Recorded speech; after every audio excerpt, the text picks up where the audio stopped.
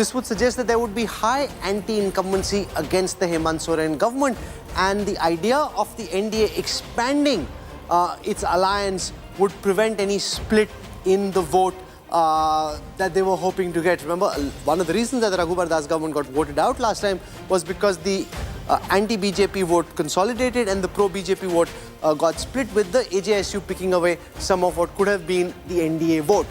In this scenario, because they're contesting together, they have a stronger chance of actually being able to cross the finishing line.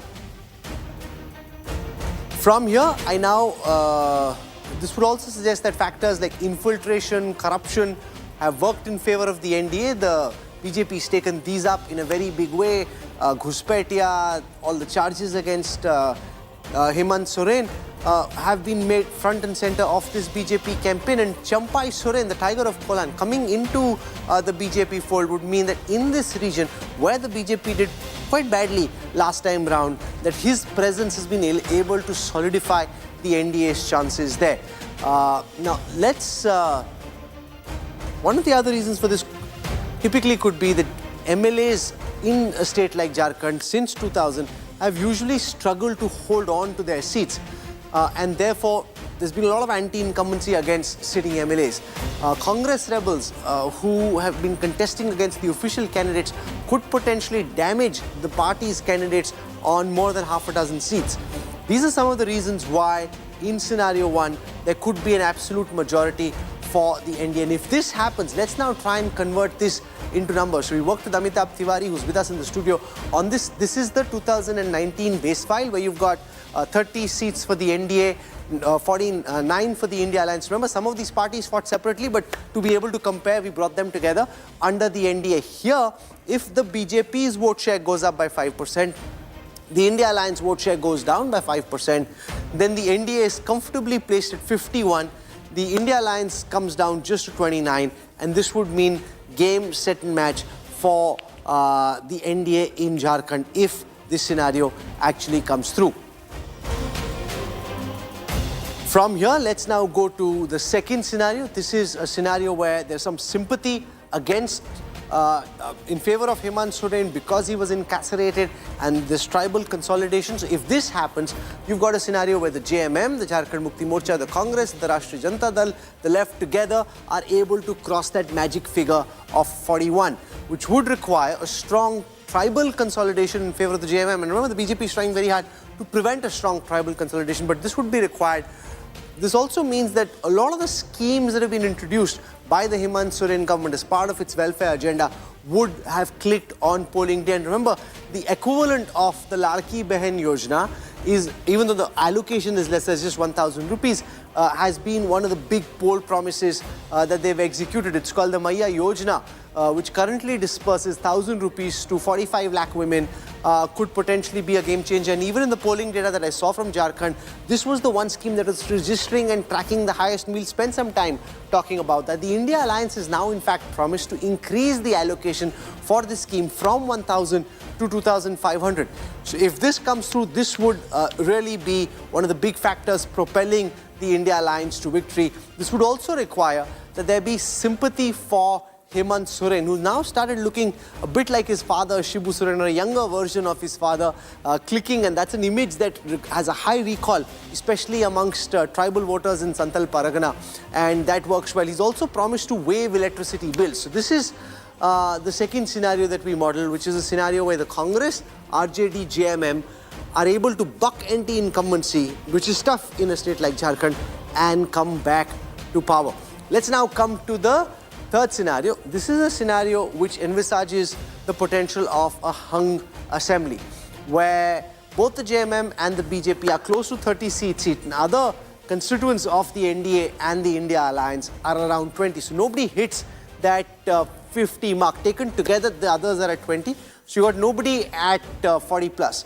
In this case, the tribal vote gets split between the India Alliance and the NDA, and there isn't a clear consolidation in any one favor. The BJP and the JMM emerge as the two key poles, but the others, whether it's the AJSU, the JMM, the Congress, the RJD, they underperform. And therefore, they don't really give that much support to the key pillars in this alliance. You also got a new party like the JLKM, amongst the Kurmis attempting to emerge as a King Mein Tomato's party, and that could do well. If the India Alliance does well in Jharkhand, that would require the All Jharkhand Students Union, which has an emotional connect, particularly with the youth of Jharkhand, which fails to do well for the NDA. They need this batsman to strike and strike hard. The Congress proves weak in the India Alliance if they're not able to cross the 41 figure. Remember last time you had RPN Singh running the Congress's campaign in Jharkhand. This time round, has it been quite as strong? Well, that's something that we'll debate in just a moment. And now if we were to convert this third scenario into numbers, which is basically BJP plus going down by 5%, India Alliance going down by 5% and others going up by 10%. If this were to happen, then you've got again a complete khichdi scenario where you've got NDA at 23, you've got the India Alliance at 35, others at 23, which would suggest that the India Alliance has arguably the better shot in this kind of a scenario to be able to form the next government. But Sanjay Kumar now joins us. In Jharkhand, typically anti-incumbency is strong against the state government and against sitting MLAs. And you've got this time a consolidated, expanded NDA, AJSU, LJP, JDU, along with the BJP, whereas last time they thought hum akele hi kar denge sab kuch. You mentioned two factors. Yes, BJP is more united this time compared to 2019. But I don't get a sense that there is a very strong anti-incumbency against the ruling JMM Congress government. Yes, there are some unhappiness, but I don't get a sense that there is a very strong anti-incumbency. If that's the case, the two factors goes together side by side, then that would mean a rout for JMM, which I don't see happening. Yes, it's a tight contest. I see JMM trailing behind the NDA alliance, but I think it is a much tighter election compared to what many would have expected. You know, Jharkhand becomes like Chhattisgarh. These small states can be nightmares. We just saw what happened in Haryana, how the polls went badly wrong. Even a percentage there. You see, in Maharashtra, you could hope as a pollster, you get some region of Maharashtra wrong, you will equalize it in another. It's a large state. There's another reason why Maharashtra is a nightmare, because it's 6 states in one. And therefore, any pollster who tells me, vote share of Maharashtra, I'm not going to go by vote share. It's going to need more than vote share to convince me what's happening in Maharashtra. It's seat by seat. In Jharkhand, I think that tribal, non-tribal divide, the Congress has to pull its weight. For any chance for the JMM to form a government, the Congress has to pull in weight. You ask JMM sources, they say Congress asked for too many seats. And we should have probably given them a few less than what they got. Just as the Congress feels Shiv Sena got more seats than they should have really got in Maharashtra. My sense is this is an election not just of Hemant Soren, but his wife. Yeah. The most remarkable, one of the stories of this election, just as Zarange Patil is this phenomenon in Maharashtra, is Kalpana Soren. True. I mean, anyone you talk to in Jharkhand said she is campaigner number one. And the woman factor. The one thing uniting Maharashtra and Jharkhand is both those governments have gone on and aggressively wooed the woman voter.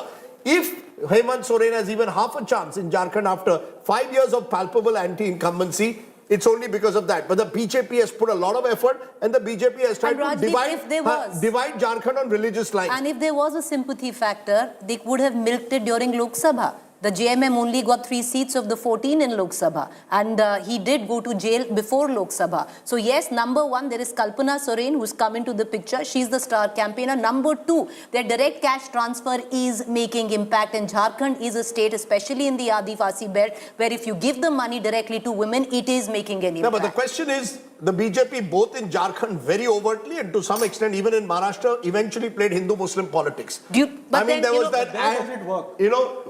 Does it work more in Jharkhand than it does in Maharashtra? Did it antagonize the Adivasi vote, Sheila? No, first of all, in Jharkhand, I think one of the main thing we will observe is that CBI ED related cases, whether when BJP puts series of politicians inside the jail, whether it affects their own respective. No, but in Chhattisgarh it worked. It worked, but I'm just saying that is also a test. That is also under test, under watch.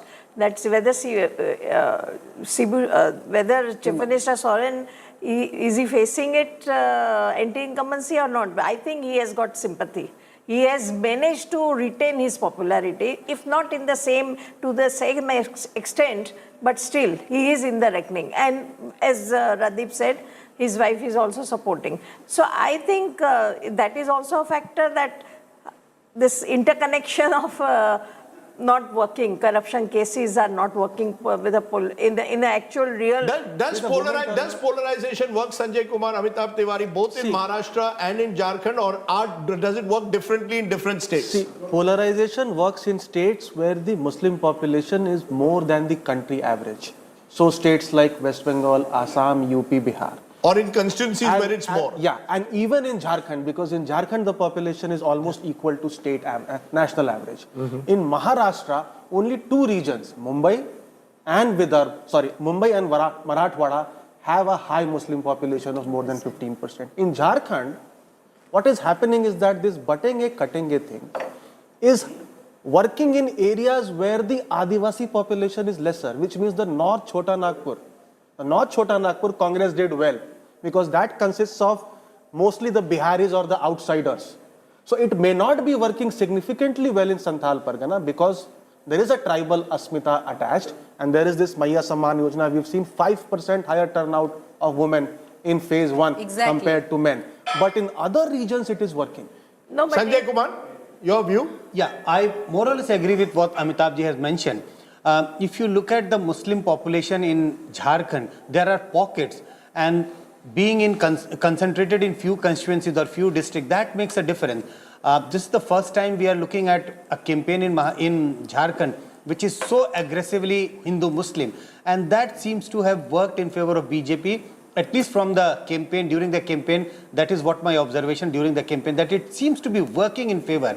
And also we should not forget that all those people who seem to be buying this argument or buying this or get attracted to this slogan are also somewhat anti-tribal. In a sense, they don't like mingling with the tribal. So they also have this anti-tribal approach. So there seems to be a divide. If you look at tribal votes would certainly go in favor of the JMM, but non-tribal consolidation seems to have worked well in favor of BJP. Okay. Also, just one important thing that in Jharkhand, it never became a big headline, but the tribals' demand for their own religion, recognition for own religion is also there, and which BJP would never like it. And the same thing is transcended into Maharashtra, Rajdeep, because you talk about North Maharashtra. I've been extensively in the Gadchiroli belt, Chandrapur belt, which has a very high tribal population. I went to Jalgaon, which has a very high tribal population. And there seems to be what this entire polarizing narrative didn't quite cut it with the tribals. They were very angry on other issues as well. But it did backfire in these areas as well, where the tribal population was concerned. But it was a well-calculated move of BJP to raise this entire Hindu-Muslim issue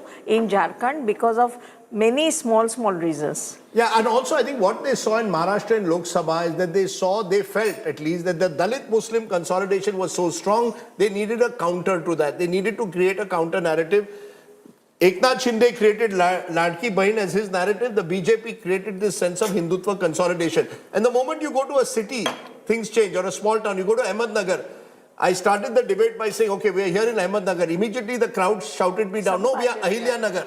Don't call it Ahmednagar. Now, I don't think, I'm not sure people would have told me that 20 years ago. But my question is, did you see this resound other than the urban belt? So that's why, you see, did it find traction outside the urban You see, pockets? that's why in Maharashtra I'm saying either Ladki Bahin has spread right across Maharashtra and therefore propels the NDA to a big victory. The moment it is seat by seat, you will find rural, semi-rural voting very differently to urban and semi-urban. Even within Maharashtra, there's a constituency, for example, Bandra East, where Zishan Siddiqui, the son of the late Baba Siddiqui, is contesting. He's against Varun Sardesai as his main contender, no relative of Shiv Sena UBT.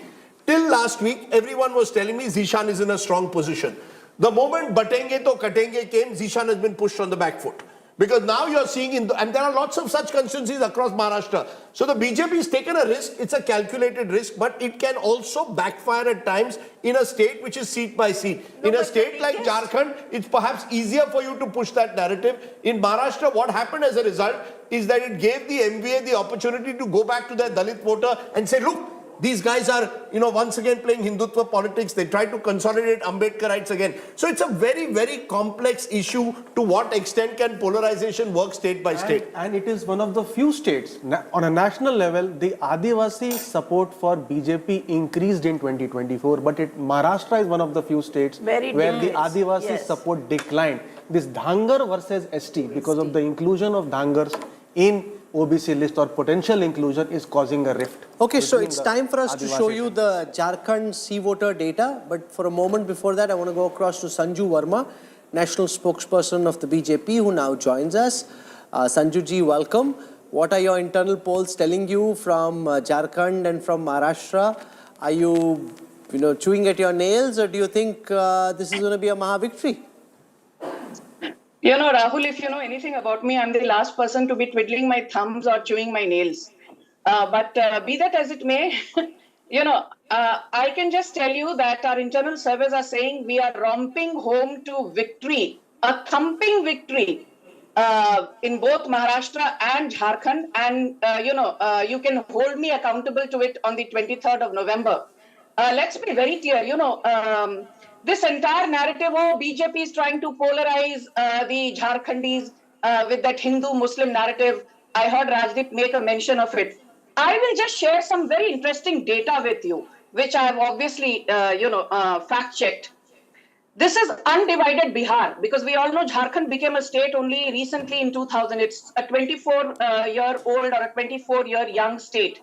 Undivided Bihar, 1951, tribal population 46.8%. Come 2011, that fell to 28.1%. In the meanwhile, look at the numbers. The Muslim population in undivided Bihar, including Jharkhand, was just 9.44% in 1951. That saw a dramatic rise to 22.73%. But the story does not stop here. For all those people saying, oh, BJP ke Amit Shah, Narendra Modi, Hindu-Muslim karte hain. Ji nahi, Hindu-Muslim hum nahi kar rahe. These are the demographic shifts that have taken place in the last couple of years. The Santhalis, the most important tribal group in Jharkhand, their percentage in undivided Bihar, including Jharkhand, was 44.67%. Their population today is down to 25.12%. So let's face it, has there been a demographic jihad which has been unfavorable to the tribal population? Yes. Has there been a growth in the Muslim population but not entirely organic?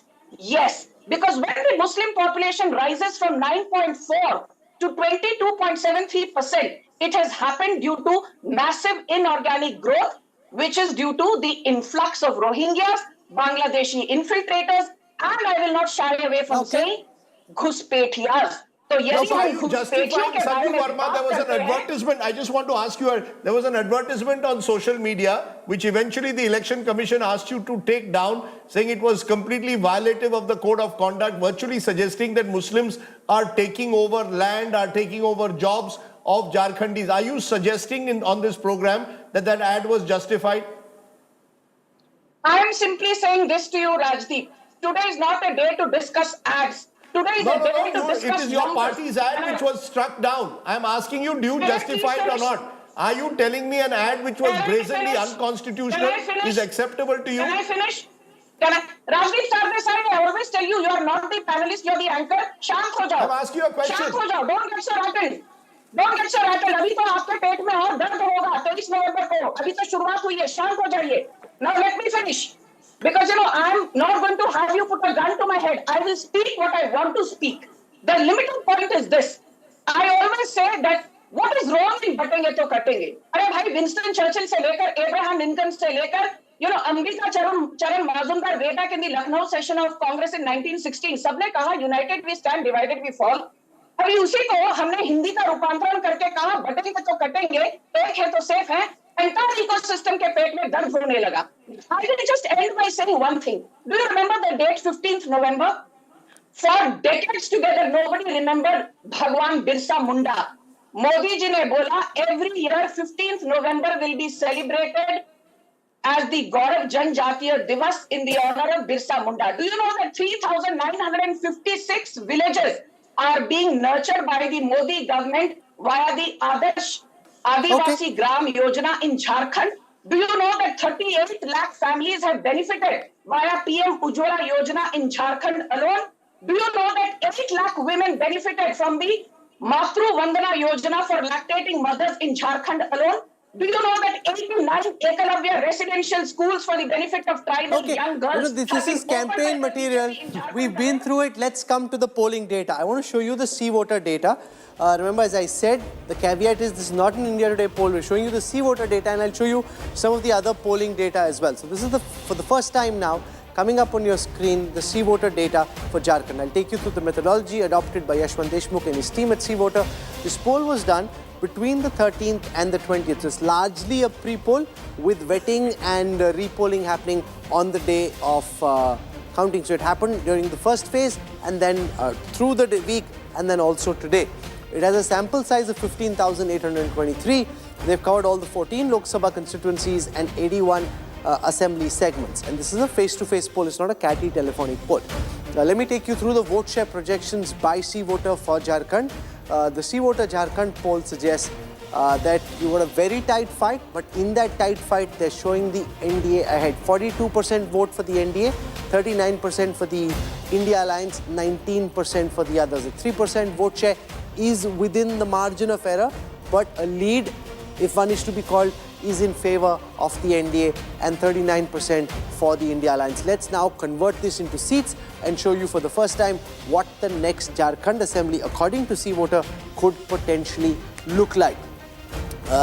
They're predicting 34 seats for the NDA, 26 for the India Alliance. And if you're wondering why this isn't adding up, because what sea voter has done this time is they've picked the seats which seem clear and have given the leads for those seats, which in this case is about 60, 61. And in the other seats, which leaves about 20 seats, they're calling it TC, too close to call, where in the poll, frankly, if the gap between the party that's shown in front and the one that's coming runner-up is just about 3%, it's on that small sample, frankly, not possible to extrapolate, and therefore, rather than be proven wrong, they're being careful. But in the seats, the 61 seats that they could call, the NDA at 34, India Alliance at 26, others at 1. The other 20, they're saying, are basically too close to call. Sanjay Kumar, let me put you on the spot. You and your team have also been at CSTS doing your own polling. Try and give us a broad sense of what your pollsters picked up on the ground. We will do some polls tomorrow because today the Jharkhand poll has taken, like the second phase of Jharkhand election concluded. But I think the data which we have collected so far, I get a sense more or less on the similar lines that NDA has a lead. It is a tight election, but certainly NDA has a lead, but it's not a big lead. It is more or less similar, 2.5%, 3%, 4% lead. So in the range of 2 to 4% votes. As you know, that we don't make any estimate of the seats because we don't go seat by seat. We have a very small sample of about 3,000, but that's more or less on the similar lines that NDA has a lead in a tight election. You know, I think one of the things that we've seen in small states is that when there's a tight contest, it's advantage BJP. We've seen it generally. Himachal was an exception. But by and large, the BJP's ability to do the last mile, getting people through their Shakti Kendras, through their so-called Panna Pramukhs, as they call them, I think is able to give them that advantage, plus make it multipolar. We saw it in Haryana, put up 8, 9 independent candidates, cut the anti-BJP vote.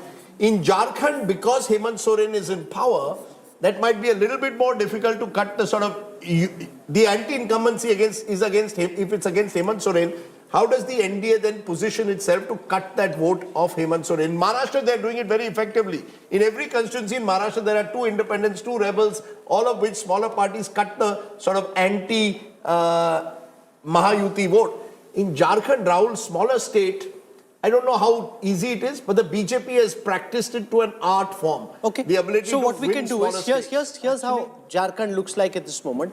You've got 34 in the poll clear leads for the NDA. You got 26 for the India Alliance. You got 20 seats which are too close to call. So what I'll do is, I'll try and run our simulation once again and see what could potentially happen. So 34 versus 26. So let me just put that on the top. Let's see if we can get our fancy piece of equipment to work. 36 is what is given, and 20. Or was it 34? Just one second.